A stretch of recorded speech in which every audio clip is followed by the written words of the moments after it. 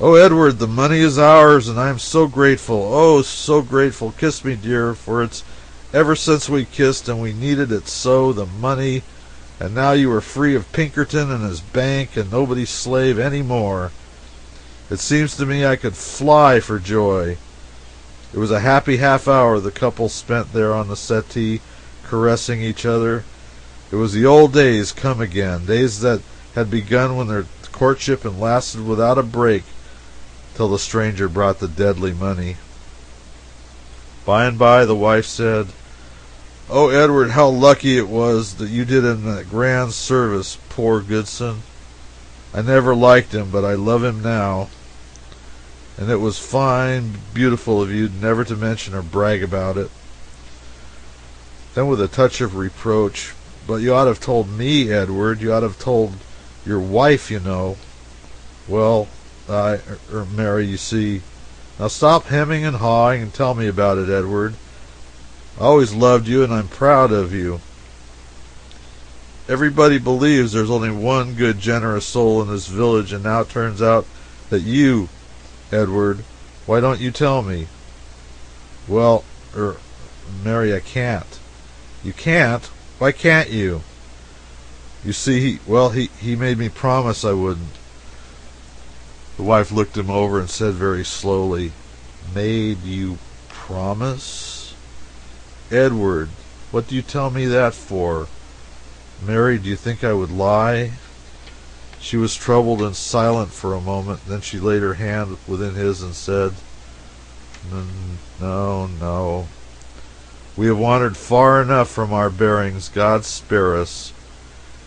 In all your life you have never uttered a lie. But now that the foundations of things seem to be crumbling from under us, we She lost her voice for a moment, and then said brokenly, "Lead us not into temptation." I think you made that promise, Edward. Let it rest so. Let us keep away from that ground.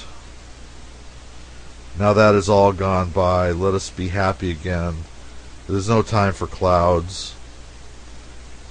Edward found it something of an effort to comply, for his mind kept wandering, trying to remember what the service was that he had done Goodson. The couple lay awake the most of the night. Mary happy and busy, Edward busy but not so happy. Mary was planning what she would do with the money. Edward was trying to recall that service. At first his conscience was sore on account of the lie he had told Mary, if it was a lie. After much reflection, suppose it was a lie. What then? Was it such a great matter? Aren't we always acting lies? Then why not tell them? Look at Mary. Look at what she's done.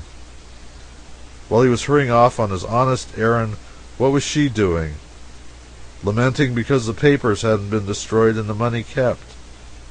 Is theft better than lying? That point lost its sting. The lie dropped into the background and left comfort behind it. The next point came to the front. Had he rendered that service? Well, here was Goodson's own evidence as reported in Stephenson's letter. There never could be better evidence than that. It was even proof that he had rendered it. Of course. So that point was settled. No, not quite.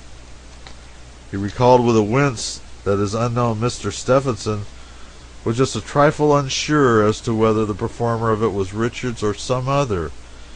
And oh dear, he had put Richards on his honor. He must himself decide whether that money must go, and Mr. Stephenson was not doubting that if he was the wrong man, he would go honorably and find the right one.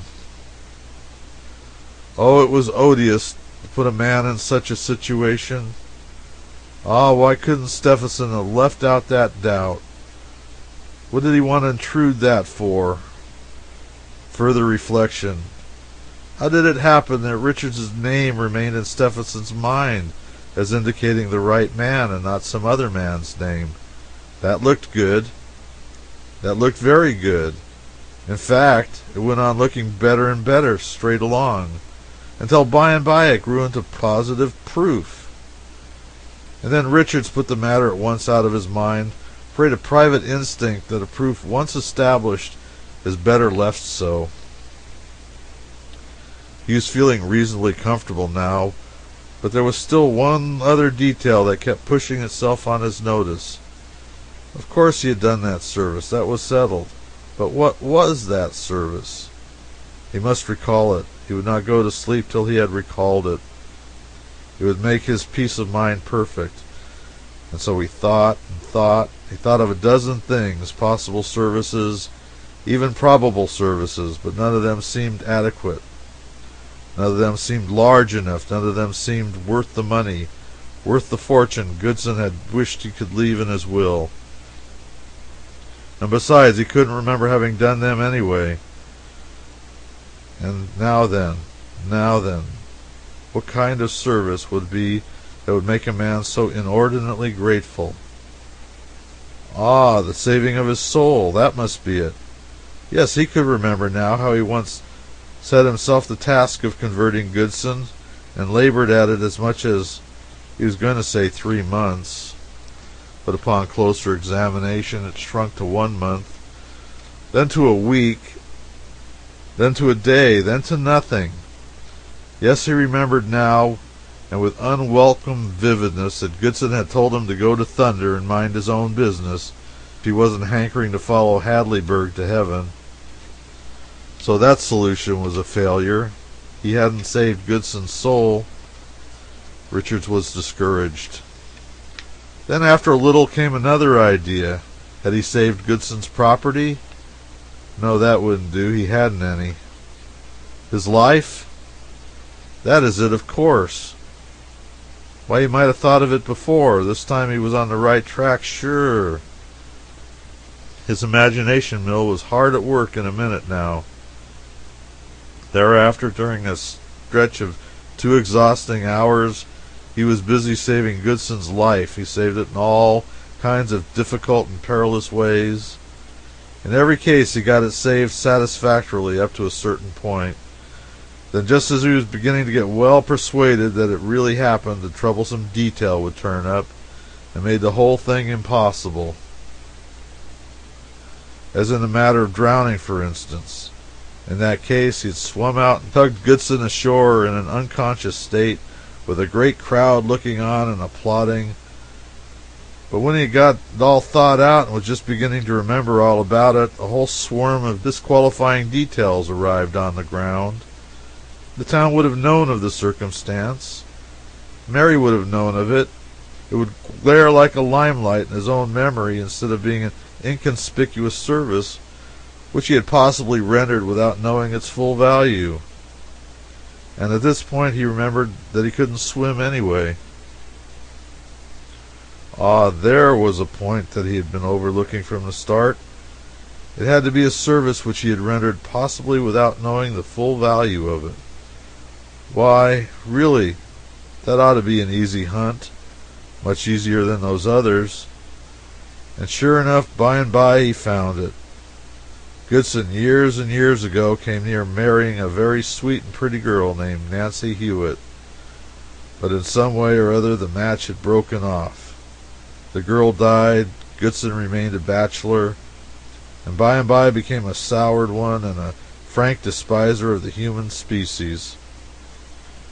Soon after the girl's death, the village found out, or thought it found out, that she carried a spoonful of Negro blood in her veins. Richard worked at these details a good while, and in the end he thought he remembered things concerning them which must have gotten mislaid in his memory through long neglect. He seemed to remember dimly that he found out about the Negro blood, and that he told the village, and that the whole village told Goodson where they got it, and he thus saved Goodson from marrying the tainted girl. That he had done him this great service without knowing the full value of it, in fact without knowing that he was doing it. But that Goodson knew the value of it, and what a narrow escape he had had. So went to his grave, grateful to his benefactor, and wishing he had the fortune to leave him.